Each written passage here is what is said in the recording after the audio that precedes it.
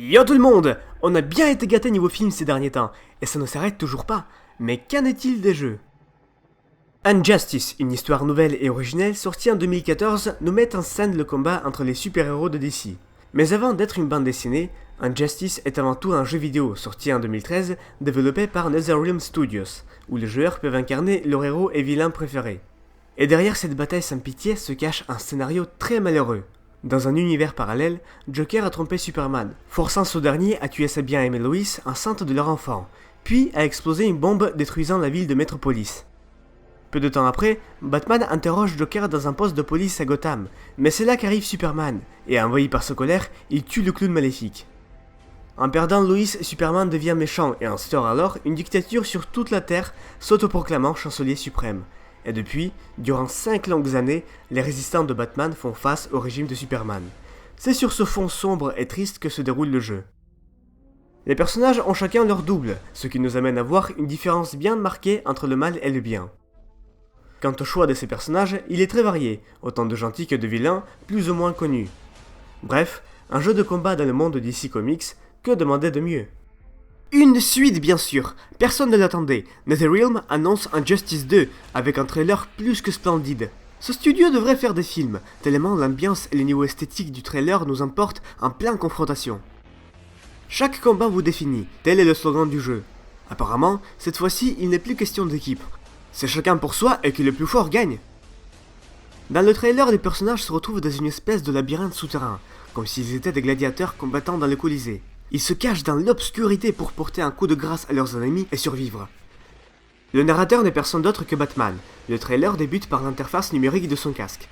C'est lui qui explique le principe du jeu. Ce ne sont plus des combattants, mais de vrais chasseurs. Il faut observer, apprendre et évoluer pour rester le dernier et ainsi remporter la victoire, car tous les ennemis sont différents. Le trailer nous montre donc le truc du second opus, les améliorations. Dans le premier gameplay, on nous montre qu'à chaque combat, il est possible de débloquer de différents costumes composés de plusieurs parties, le stuff de type varié qu'on pourra équiper en fonction des ennemis à combattre. C'est aussi montré dans le trailer, Batman possède 2 armures différentes.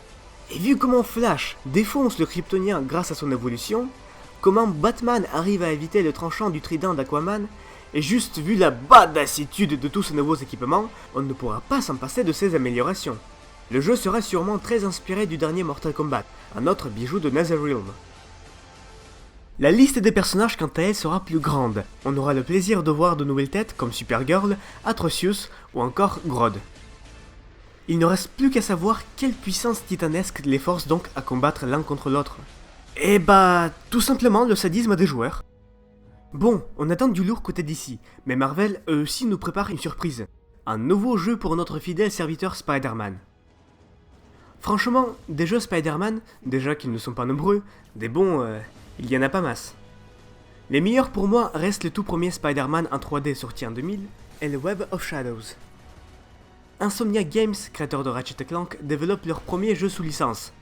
Des fans de Marvel qui font un jeu Marvel pour des fans de Marvel? Mais c'est très bien tout ça! Le jeu a l'air d'être vraiment très beau.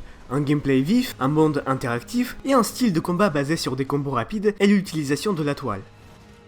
Insomniac Games veulent incruster des éléments de parcours, ce qui est une nouveauté pour les jeux de Spidey.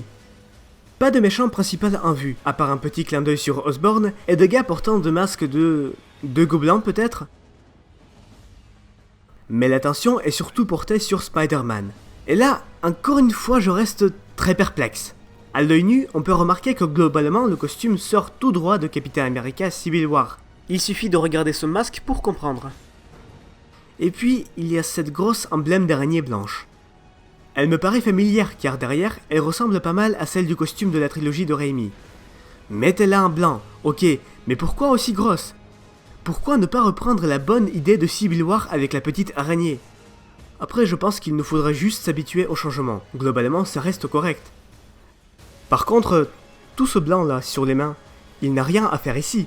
Vous voulez montrer un élément du costume en rapport avec le parcours, d'accord, mais le foutez pas en blanc, c'est laid, c'est très très laid. Néanmoins, ce jeu donne grave envie, et ça reste quand même un jeu sur Spider-Man.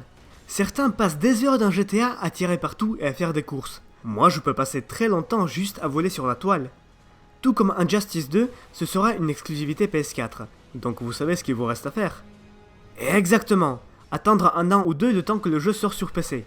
Si vous aussi vous attendez le moment où vous pourrez mettre une baffe à Superman ou lancer la toile d'araignée à droite et à gauche, mettez un pouce bleu. Sur ce, je vous laisse, c'était Amazang, à plus.